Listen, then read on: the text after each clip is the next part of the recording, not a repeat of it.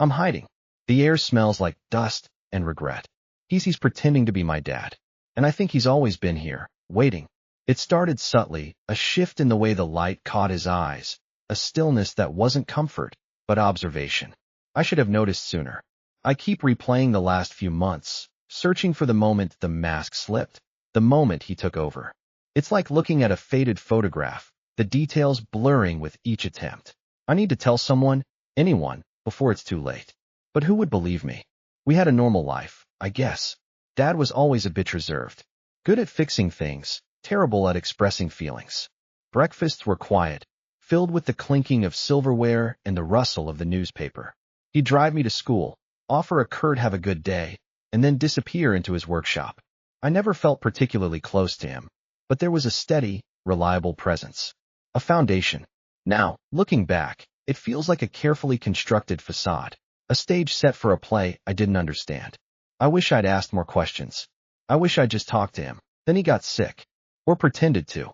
It started with a cough, then fatigue, then a general malaise that kept him confined to bed. I was worried, of course, but then he started getting better. Rapidly. The cough disappeared, the fatigue vanished, and he was suddenly more energetic than I'd seen him in years. He started taking care of the house, fixing things he'd neglected for ages, gardening with a renewed vigor. I was relieved initially, but then a nagging unease began to creep in. It felt unnatural, too good to be true. The first time he faked an illness to stop me from leaving, I brushed it off. I had plans to go to a concert with friends, and he suddenly developed a fever, pleading with me to stay home.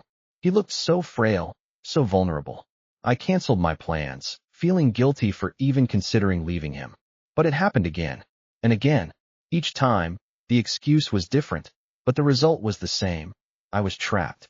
I started to feel suffocated, like the walls of the house were closing in on me. It felt like a deliberate attempt to isolate me. I confronted him, of course. Accused him of manipulating me. He looked hurt, genuinely hurt. He launched into a long, rambling monologue about loneliness, about how much he needed me, about how he was afraid of being left alone. It was a masterful performance, designed to elicit guilt and sympathy. And it worked. I apologized, feeling like a terrible son. But the seed of doubt had been planted.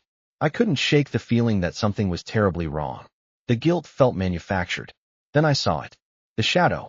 We were in the garden, and the sun was shining brightly. I glanced down and noticed something off. My dad wasn't casting a shadow. Not a single one. It was as if he was a cutout, a two-dimensional figure pasted onto the real world. I blinked, thinking it must be a trick of the light. But the shadow remained absent. A cold dread washed over me.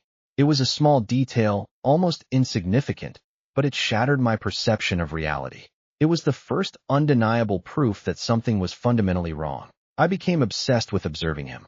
I meticulously tracked his behavior, noting his aversion to sunlight, his nocturnal habits, the subtle inconsistencies in his stories. He started avoiding direct sunlight, preferring to stay indoors or walk in the shade. He'd stay up late, pacing the house, muttering to himself. I started to feel like a detective, piecing together fragments of a terrifying puzzle. The house, once a sanctuary, now felt like a prison. Every creak of the floorboards, every rustle of leaves, sent a jolt of fear through me. His control tactics escalated. He started sabotaging my attempts to leave. The car battery would mysteriously die, the doors would be locked, my phone would suddenly lose signal. Each obstacle was carefully calculated, designed to keep me confined within the walls of the house. I felt like a caged animal, desperately trying to escape. The claustrophobia was overwhelming. I started having panic attacks, my heart racing, my breath coming in ragged gasps. I was losing control. I tried to talk to him again, to reason with him, to understand what was happening. But he just deflected, gaslighting me, telling me I was imagining things, that I was stressed, that I needed to see a therapist. He twisted my words, manipulated my emotions, and made me question my own sanity. It was a psychological torture, designed to break my spirit. I felt utterly helpless, trapped in a nightmare from which there seemed to be no escape. The trust was gone, replaced by a gnawing fear. I knew I had to investigate the basement. It was the only place I hadn't thoroughly searched. The basement was always off limits, a dark, damp space filled with forgotten relics and cobwebs. He'd always discouraged me from going down there, claiming it was dangerous. But I couldn't ignore the feeling that the answers I was looking for lay hidden beneath the floorboards. I waited until he was asleep, then crept downstairs, my heart pounding in my chest. The air grew colder with each step. The smell hit me first, a sickly sweet odor that clung to the back of my throat. Then I saw it. A patch of disturbed earth in the corner of the basement. I grabbed a shovel and started digging. The soil was loose, yielding easily to my efforts. And then I hit something hard. Bone. I dug faster, frantically, until I unearthed a shallow grave. And in it my father's body. The realization hit me like a physical blow. He wasn't sick. He wasn't just reserved. He was dead, and something had taken his place. He was standing behind me. The father I knew, but different. His eyes glowed with an unnatural light. His skin seemed to shimmer, and his smile was a grotesque parody of warmth. He didn't look surprised to see me. He just stood there, watching me, a predatory glint in his eyes. "You shouldn't have come down here," he said, his voice a distorted echo of my father's. "I was trying to protect you." The air crackled with an unseen energy. I wanted to scream, but my voice was trapped in my throat. He explained it, in a voice that wasn't quite human. He wasn't a person, not anymore. He was a shadow, born from my father's love and his fear of leaving me alone. A manifestation of his deepest desires, given form by something else. He said he was taking care of me, protecting me from the harsh realities of the world. He promised me eternal companionship, a life free from pain and sorrow. It was a twisted, horrifying offer, cloaked in the guise of love. But I knew, deep down, that it was a lie. I'm trapped. He let me come upstairs, allowed me to maintain the illusion of normalcy. But there's no escape. The doors are locked, the windows are sealed, and the house is surrounded by an invisible barrier.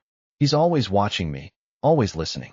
He mimics my father's routines, cooking my favorite meals, reading me bedtime stories, creating a disturbing illusion of normalcy. It's a psychological torture designed to break my will. I feel like a puppet, dancing to his tune. He's so meticulous. A montage plays in my head, a horrifying reel of him perfecting the imitation.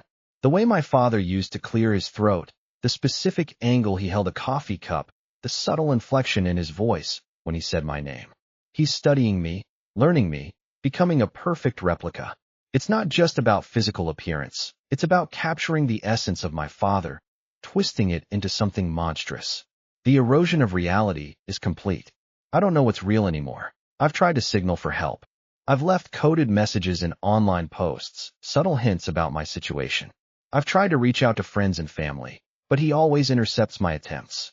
He subtly erases the messages, alters my emails, and manipulates my social media accounts.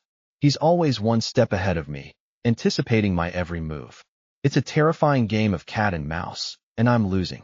The feeling of powerlessness is crushing. I tried to reason with him again, to plead for my freedom. But he just laughed, a cold, hollow sound that echoed through the house. He said I was being ungrateful, that he was only trying to help me. He accused me of being selfish, of not appreciating his sacrifices. He gaslighted me, twisted my words, and made me question my own sanity. It was a futile effort. He is beyond reason, beyond empathy. He is a creature of pure control. I'm huddled in the closet now, whispering this into my phone, hoping someone, anyone, will hear me. The air is thick with dust and the scent of decay. I can hear him moving around upstairs, humming a familiar tune. He's pretending everything is normal. But it's not. It's a lie. A terrifying, insidious lie. I'm running out of time.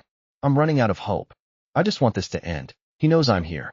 I can feel his presence, a cold weight pressing down on me. He's not angry, not yet. He's patient. He's waiting for me to break, to surrender. He wants me to accept his care, to embrace the illusion of normalcy. He wants me to become a part of his twisted world. I refuse.